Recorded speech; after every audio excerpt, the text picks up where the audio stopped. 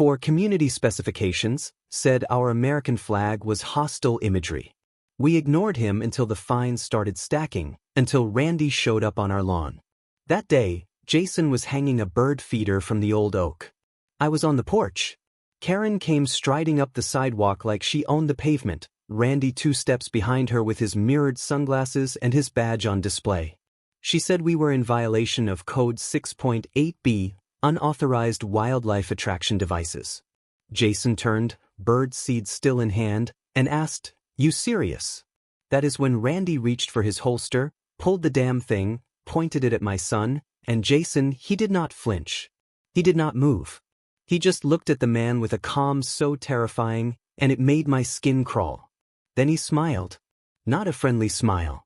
The kind of smile that says, you just made the biggest mistake of your homeowner association career.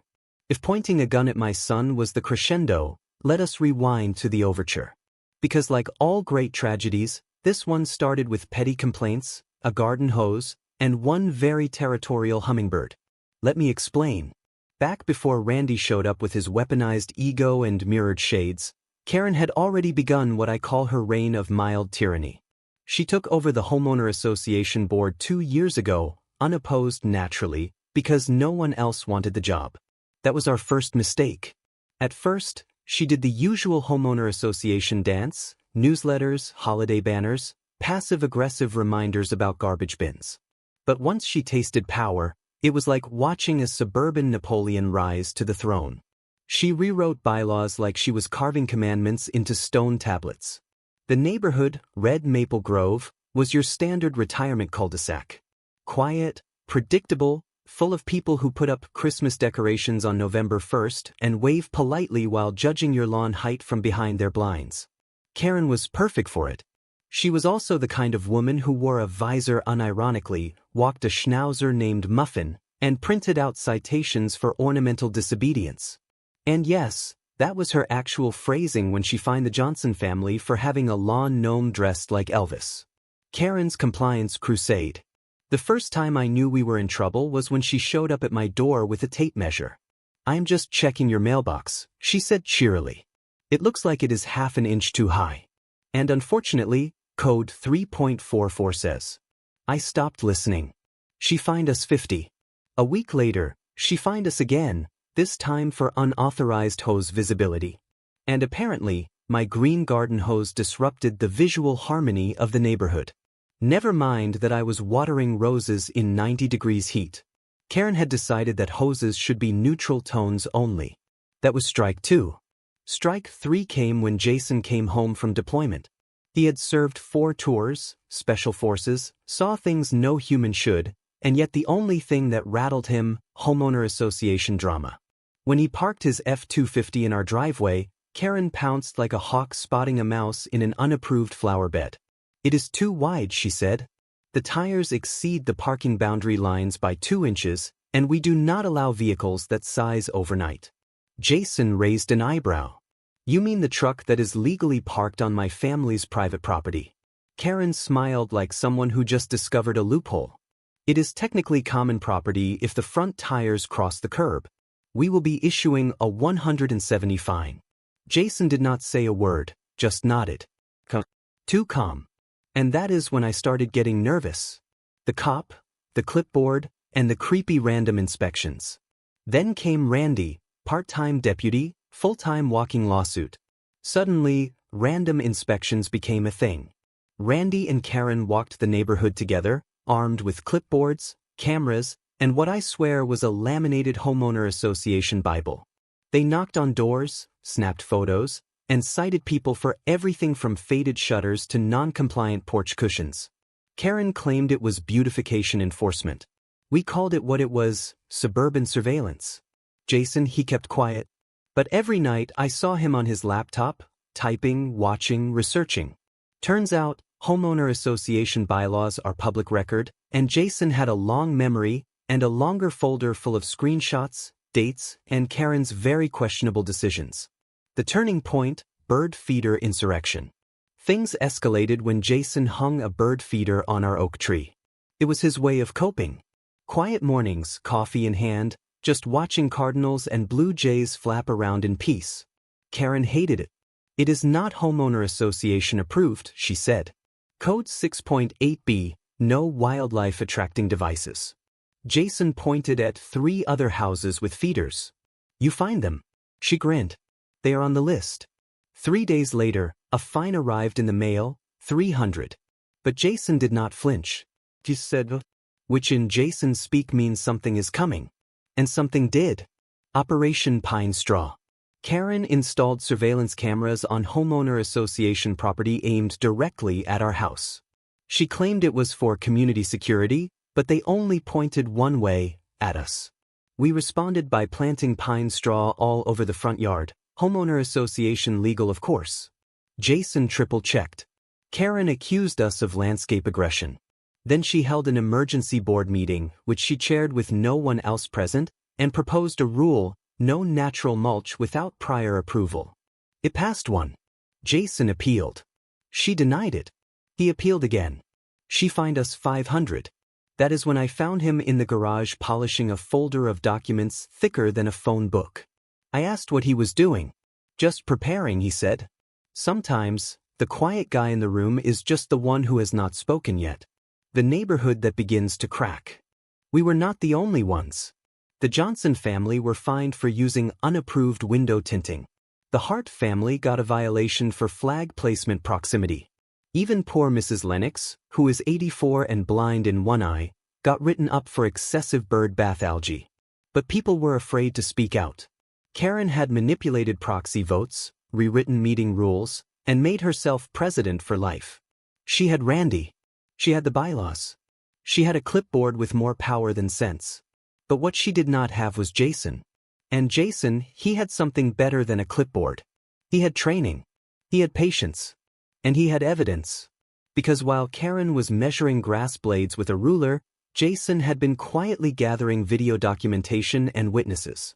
All by the book, all admissible, and all ready for something she never saw coming, a formal federal complaint. But that is for next time. By the time summer rolled around, Red Maple Grove did not feel like a neighborhood anymore. It felt like a Cold War. Neighbors spoke in whispers. Lawns were trimmed with military precision, not out of pride but fear. You could practically feel Karen's clipboard breathing down your neck. And just when we thought she had finally run out of rules to invent, she found a new target. Her dog. Now listen, Max is a 12-year-old golden retriever with arthritis and a fear of squirrels. He would not bite a biscuit without permission. But that did not stop Karen from filing an animal aggression complaint because he barked once at a squirrel, not at a child, not at a neighbor, at a squirrel. She claimed it was a noise disruption in violation of Code 7.12.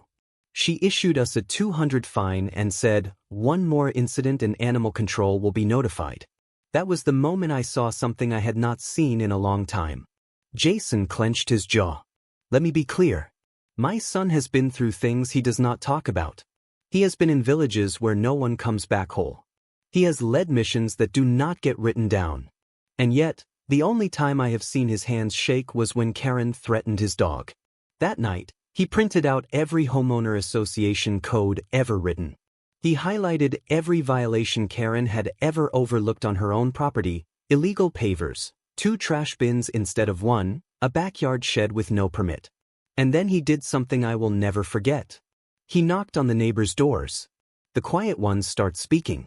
Turns out, Jason was not the only one keeping records.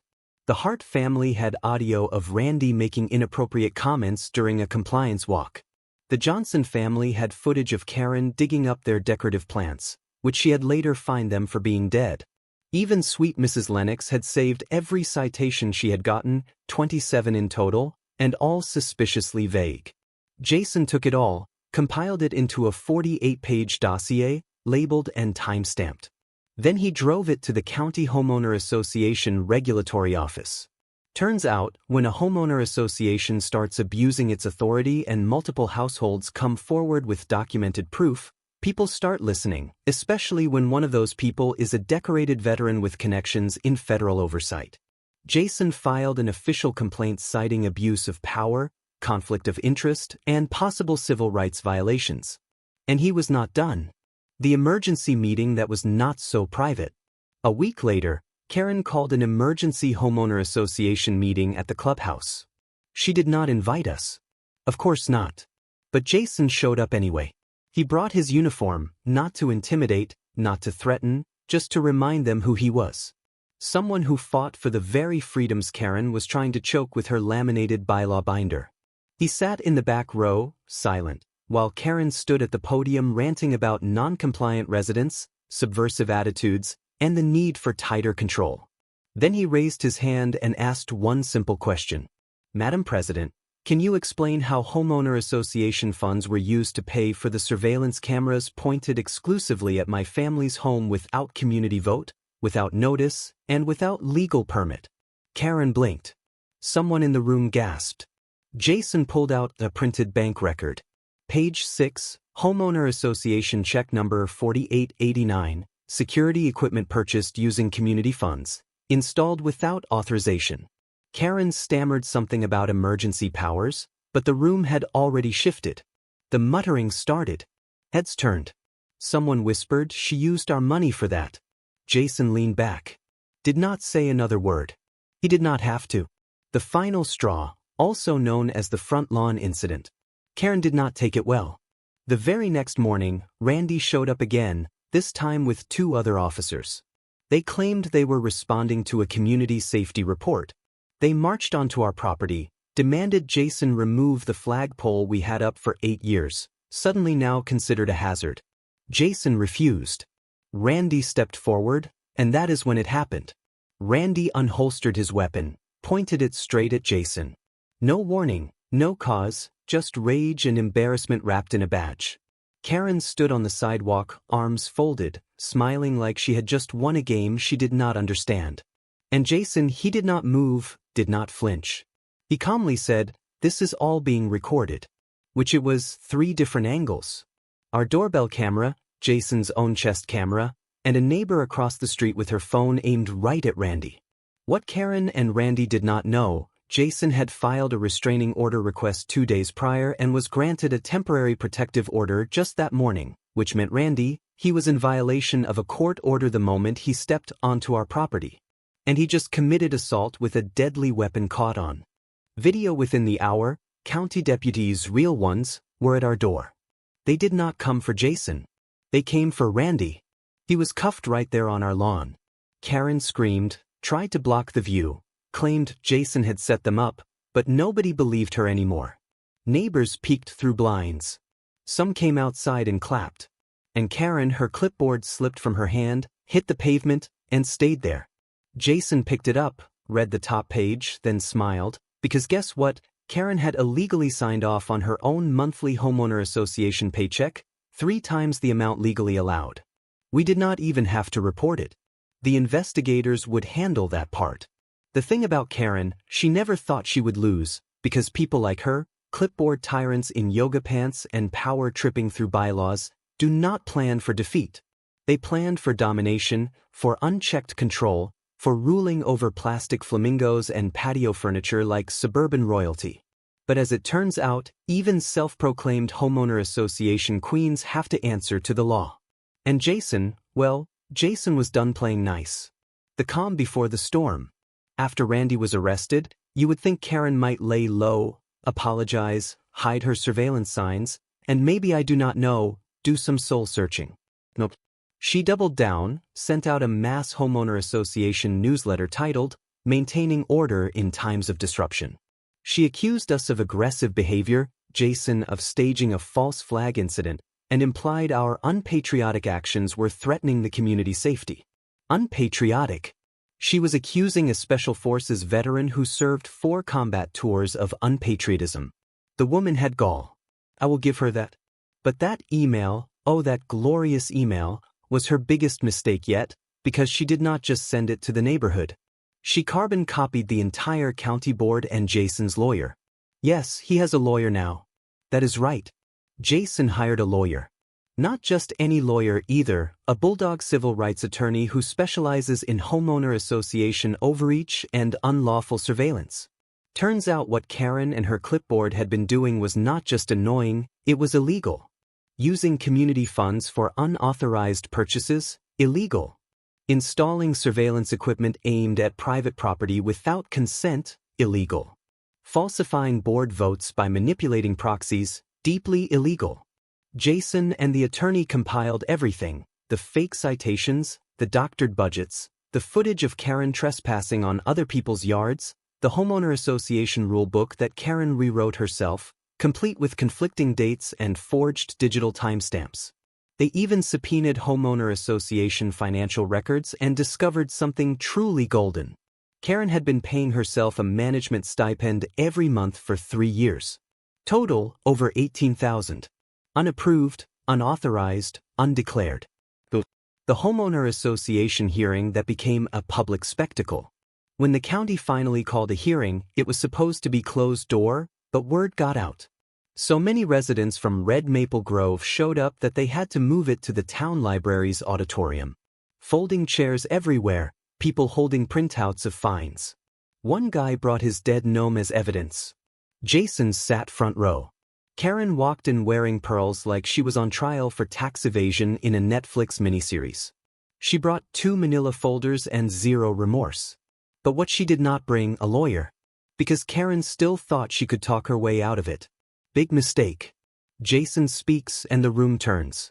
The room was silent when Jason stood. He did not yell, did not get emotional, just calmly laid out every violation with documentation, timestamps, and visual evidence. He played a short video montage from neighbor submissions: Randy shouting at residents, Karen ripping up someone's Halloween decorations at 2 a.m., a homeowner association board meeting where Karen voted 3 times for herself using forged proxies. People gasped. One lady clutched her pearls.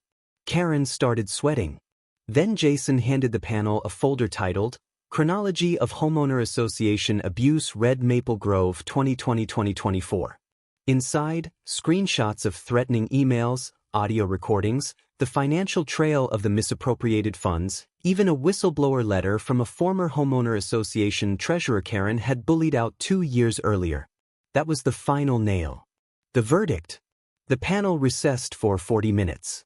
When they returned, the lead investigator did not sugarcoat it. Karen Mitchell, you are hereby removed from your position on the Red Maple Grove Homeowner Association Board, effective immediately. Further investigation will be handled by the district attorney's office. Karen stood up. You cannot do this to me. I built this community. The room erupted with applause. Someone yelled, you built it on lies. Someone else held up a sign that read, how free the bird feeders, even Muffin. Her schnauzer barked. Okay, I made that part up, but I like to think Muffin was on our side. Karen stormed out. Her clipboard fell off her arm on the way. She left it behind. Nobody gave it back. Homeowner association reform and a new beginning. In the weeks that followed, things changed fast. A temporary board was appointed. Jason was asked to join, but he declined. Said he just wanted peace and bird watching. The neighborhood voted to revise all the bylaws, remove the ornamental restrictions, legalize normal-sized trucks, allow bird feeders, even reinstated decorative flamingos with no questions asked. A full audit was launched into the homeowner association finances. Charges were filed against Karen for embezzlement and fraud. Randy lost his badge permanently. And us, we planted a second flagpole, one with the PMIA banner, right next to the American flag. Karen tried to move to another neighborhood, but apparently the story followed her. She is currently renting a condo in a development with no homeowner association. Imagine that. They say revenge is a dish best served cold, but in Red Maple Grove it came with a gavel, a court transcript, and a community newsletter titled, Welcome Back Sanity.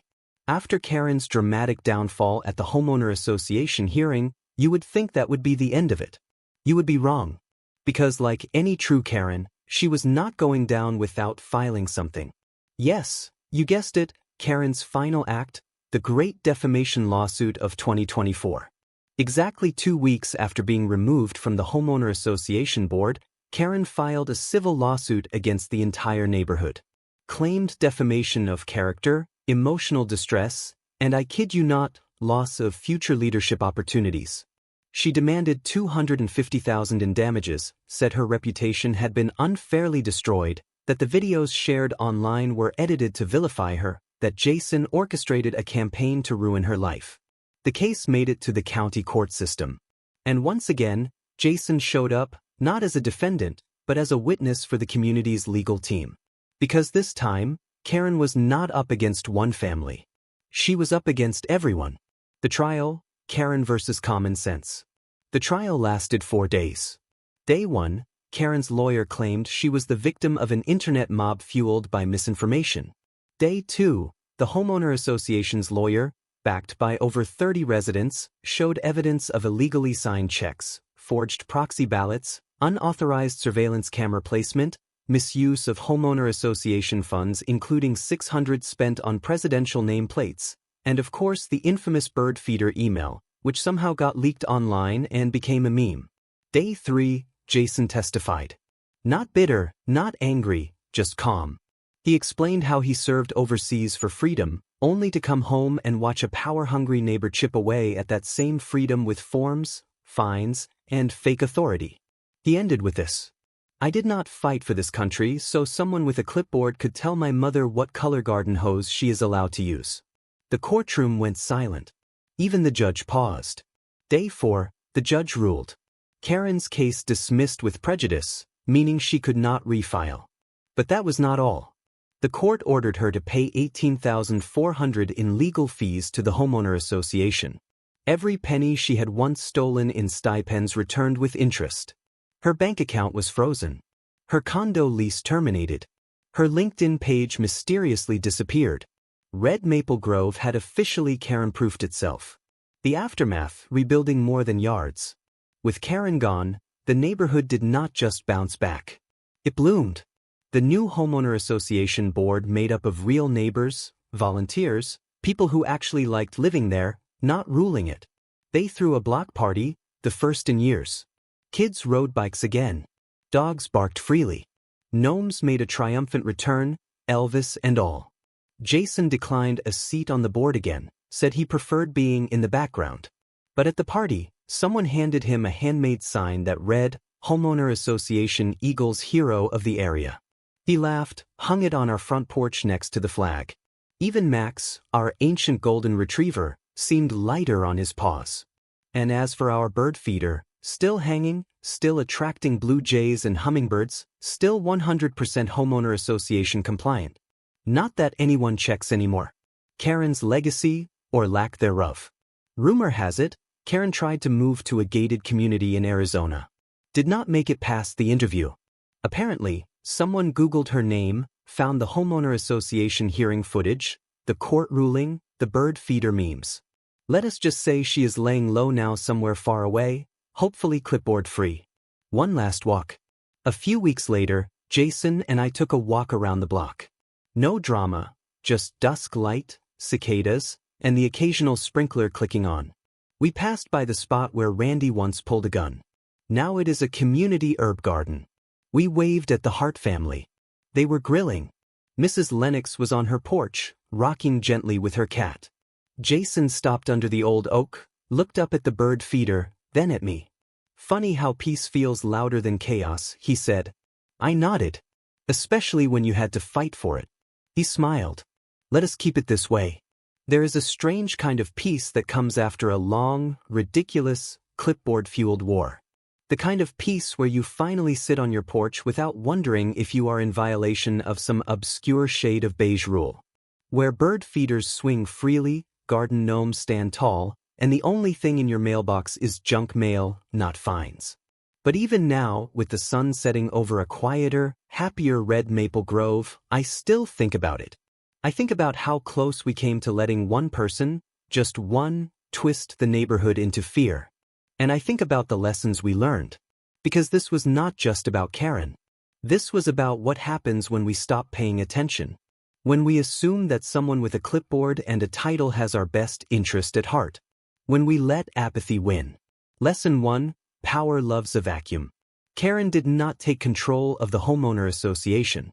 We gave it to her by not showing up, by not voting, by rolling our eyes at the rules and thinking, it is just a bird feeder, who cares? Well, Karen cared. And that is exactly how she turned lawn care into legislation. If your neighborhood has a homeowner association or is thinking about starting one, be there. Know your bylaws. Read the minutes. Ask who is signing the checks. Because bad rules are not born overnight. They are slipped into existence when no one is looking. Lesson 2, Karen does not win if you document everything. Jason did not yell. He did not throw punches. He made a paper trail. Every photo, every email, every shady vote recorded, printed. He pointed a loaded gun at my son on our front lawn in broad daylight over a bird feeder, and Karen, she stood behind him with her homeowner association clipboard and that smug lemon-sucking grin she wears like perfume. You see, in our charming little subdivision of Red Maple Grove, where the grass is regulated and your mailbox color must be approved, we somehow ended up with a self-appointed homeowner association president who acts more like a dictator with a yardstick than a neighbor with a clipboard. And the man with the gun, oh, that was her boyfriend, a part-time sheriff's deputy with a full-time ego and zero sense of boundaries. They thought they were in charge of this place, until they picked a fight with the wrong veteran. Because what Karen did not know was my son is not just some quiet guy back from overseas, he is special forces trained, calm under pressure, and yes, legally armed. And what came next? Well, let us just say Red Maple. I moved into Red Maple Grove for the peace, the quiet, the cul-de-sacs and trimmed hedges, and monthly potlucks with overcooked casseroles and suspiciously identical pies. My husband and I had just retired, and this neighborhood promised a calm place to sip coffee, feed the birds, and maybe die in peace. But no one warned us about Karen.